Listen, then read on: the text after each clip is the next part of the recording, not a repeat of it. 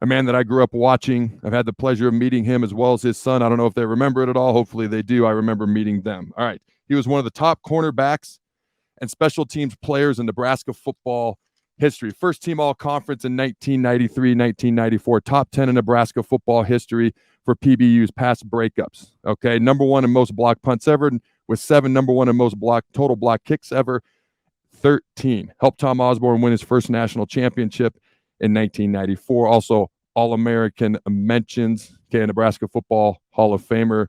Nebraska defensive back, black shirt from 1992 to 1994. Mr. Barron Miles, how you doing, my friend? Not too bad in yourself. Not too bad. Hey, that sounded pretty good. You know what? Anytime I bring a guest on, I like to give them their due justice. People need to know who they're hearing from. And you, my friend, are one of the guys that I grew up watching. I immensely enjoyed your career, what you were able to accomplish. Real quick, before I forget, Barron is joining me on the VIP line brought to you by Aloe Fiber, where we understand the importance of exceptional service with local heart. Now, Barron, I want to go backwards before we go forwards a little bit, if that's all right with you, because I've chatted with Rob, okay, Doc Talk, Rob Zadiska, and he mentioned to me a couple of times that the most talented team he ever played on at Nebraska was actually in 1992. So what are your thoughts on that, the talent of the 1992 Nebraska football team, okay, and why was 1993 and 1994 even more successful in your opinion? Oh, the most 92. Yeah. You can disagree with him. He's wrong all the time, so it's okay. You can let him know. I can't say that. I would have to go. Oof, I would even have to go 94, 95. That's pretty tough. Yeah, 94, 95. Okay. Well, Rob wasn't there in 95, and he claims that 95 was just all of 94's backup, so 1994 would have beat 1995. So those are his thoughts on that. But talk to me about this. I agree with that, too, because I wasn't there in 95 either. But okay. I was around a lot, so I got to know him. So I agree with Rob on that point. All right. So for sure. You heard it here. 1994 Nebraska would beat 1995 from Barron Miles and Rob Zadiska. It is a fact. Just know it. All right. 1993. Talk to me about that Florida State game. You guys go in 16, 17-point underdogs. You're the number one team in the nation. You're the undefeated team. Florida State had lost to Notre Dame. Now they had Charlie Ward, Heisman Trophy winner. Okay, and Trev Alberts was a monster in that game, running around with a cast on his hand. But talk to me about that night, that game, and really what that meant for the Nebraska football program heading into that 1994 season.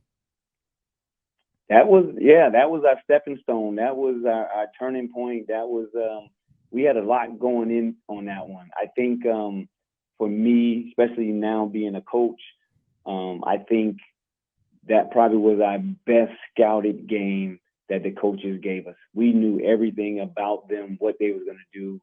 They lined up in certain positions, what route it was going to be, what play it was going to be. And we was pinpoint on, and I was trying to jump every little morsel I could have, just following their game plan. And that was a game for us to win, and we poured everything into it. And we didn't come up with the victory, but at the same time, it led to bigger things, and it led to our legacy as it grew from that point on. Now, talk to me, because some teams, they're a little bit more predictable than others. When we played Oklahoma, when I was at Nebraska, we knew that they were going to start every game in a brand new formation with a whole new set of plays. But they were the only school we ever played against that really did that. So Florida State, did they not change much between the regular season and the night you guys played them that much in that night in the Orange Bowl? They did not. They was Florida State. They figured they was going to beat up on Nebraska. You know, we was going to come in there, be slow, fumbling, not athletic, and just beat us. And they was very athletic, but at the same time, we was athletic as well. And I think we surprised them, and they took us for granted, I'm pretty sure. And we gave them a butt kicking. And Charlie Ward was actually he was a very good quarterback. And he deserved every accolade he got, because it was some balls I thought I was going to get, and he looked away and threw somewhere else. and I was impressed. I was impressed by him because I was jumping everything, and I was ready to make my plays, and he was throwing no look passes and everything. So I think, yeah, they was very athletic. They didn't change that much. They was just who they were, and it was their show for Bobby Bowden. All right, I'm joined on the Allo VIP line, Allo Fiber VIP line by Husker legend Barron Miles. Now, talk to me that night about Trev Alberts, because I was a big Trev Alberts fan as a kid. Then Grant Winstrom was next. The impact he had on that game with the cast on his arm, because that was his last game as a Husker. Talk to me about the impact he had on the game plan going into the game that night versus Florida State, Charlie Ward and Bobby Bowden. He was a great leader. It was quiet. It was subtle. He had jokes, but everybody took to him, and he didn't have to say too much. And he led by example. He knew how to push the buttons. He knew who to push buttons to, and I think honestly, we came there with a focus and mindset to do a job, and Trev just led, and Trev did what Trev Alberts do on the football field, and that's why he was the guy he was, and all the accolades he received as well. He deserved it because of what he showed on the football field. But a lot of the guys at that point in time, getting ready for the bowl game, guys were geared up and ready to go from the start. It was just Trev pushing little buttons here and there and just making sure everybody was ready to go. Now, for those who don't know, Barron is the defensive coordinator up in Canada for the Ottawa Red Blacks. So I want to ask you this question from two perspectives. One, you played in the game as a player, obviously. Okay, but also now being a D coordinator, looking back on that night. So I'm going to go to the next year. Okay, 1994 National Championship. I believe it was New Year's Day. I could be wrong on that, but New Year's Day 95 versus Miami. Now you had on your birthday the game sealing interception on your birthday to seal that game versus the Hurricanes. But a lot of people, me, myself included, remember the fourth quarter, Miami being exhausted, the physical run game taking over. But if you go back and you watch that game, I think somehow it's almost overlooked how the Black Shirts dominated the second half of that game versus Miami. Frank Costa barely able to stand, his jersey muddier than my kids when they go outside to play in white clothes. They didn't score almost the entire second half. The last 28 minutes and 19 seconds of that game, Miami did not score. What adjustments did you guys make at halftime that really just kind of shut them down? Honestly, we didn't have any adjustments. We just played. We kept our calm, cool, and was poised. Let them make mistakes, but we knew what they was going to do. We knew who they was trying to get the ball to, and we played our defense. We just lined up. We was going to play man, like Charlie McBride would always say. Corners, you're going to win and lose the game for me, for us, and you got to do your job and do your part. And that's what we had to do. We had to cover their receivers and let the front affect the quarterback as much as possible, and that's what we did. Now, you're the father of current Nebraska wide receiver Barron Miles Jr., and I assume you've chatted with your son a little bit, so whatever you're comfortable with sharing, feel free to share. If not, no big deal. But what have you seen so far? What has your son mentioned as far as some of the differences early on in Matt Rule's tenure, some of the differences between Coach Rule and the past couple of seasons here at Nebraska? I just think he's just really getting to know the coaches as well, and I think being a non-recruiter guy from Rule, I think they made him feel a little welcome, and he's just happy for that. I think he's trying to find his way around the different avenues there is at the university. As a dad and as a coach, I wear both hats, and I give him two different perspectives, and I just let him know that the coach wants to see an athletic person. He wants somebody that's going to flash on the football field and make things work. And if you can make things work, you got a shot.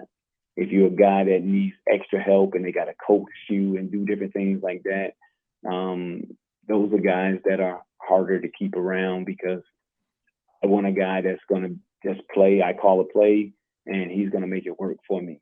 It should work to a point, but if they happen to run a good defense to stop what I'm running, the athlete's going to take over and make the play work for me. So that's what I tell him. I tell him keep his head up, keep working, do the little things, and the group. He got to learn. He got to know who he's talking to. He got to know who he's around. And I think Rule and them are setting the stage for something special.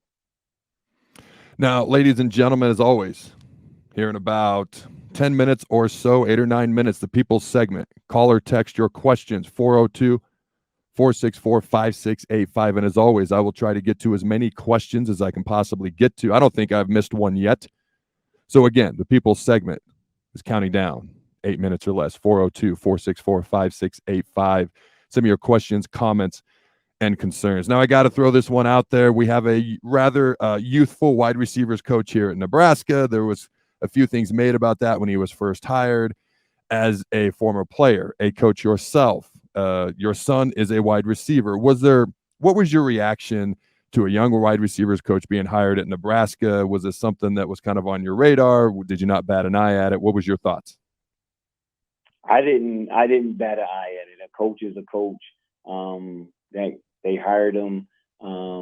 He qualified.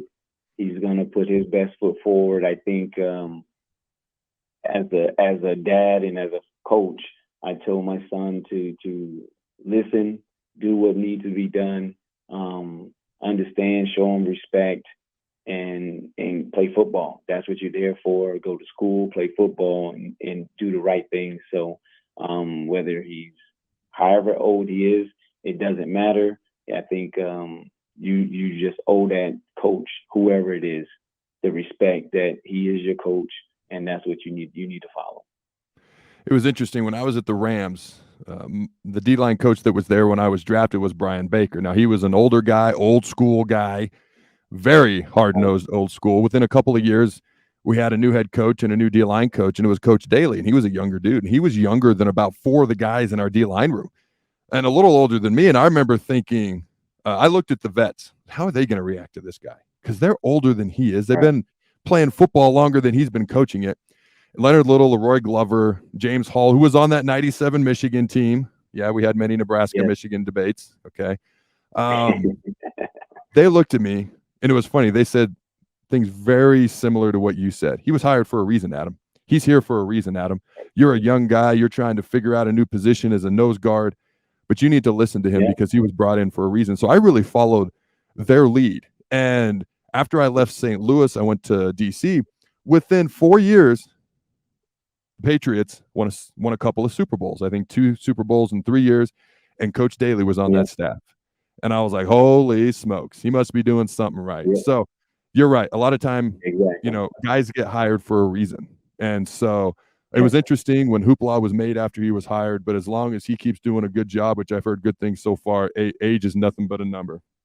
All right, man. I'd be remiss if I didn't get your thoughts on conference realignment. All right, you're a guy who played in the Big 8. I don't think you ever got to play in the Big 12 or anything like that. But what are your thoughts on college football and where it is currently headed? I've been up in the Canadian world for a long time now. I haven't been following it too much, but the young guys that come up here and talk about their conferences and things like that, I'm old school with the Big 8. I wish the Big 8 still was alive, but I know the money and everything happens, and they got to realign. But I think it's adding new familiarity to different conferences. But there's nothing like a good old Oklahoma-Nebraska game. So I'm old school with that fact. So I don't know which way I'd really lean, but there's nothing like a Oklahoma on Thanksgiving Day with Nebraska and Oklahoma. Man, I'm with you there. I talked earlier about how our non-conference schedule could potentially look in a year or two with Oregon, Washington, Iowa, Wisconsin, Ohio State, Michigan State, potentially all these teams. And I'm like, I don't know that I'm gonna be standing on the table demanding all these tough non-conference games anymore. It might be smart to maybe save ourselves a little bit. What are your thoughts on that before I let you go? I agree. That might be the best bet because you're going to end up beating yourself up in the conference play. You want to be healthy. It's going to be a long stretch. It's going to be ground and pound, especially when the weather change. So yeah, you might want to get a lesser opponent in non-conference. All right, Barron, I appreciate your time. I look forward to seeing you at a Husker practice here in the near future. Thanks, my friend. Thanks a lot. Appreciate it.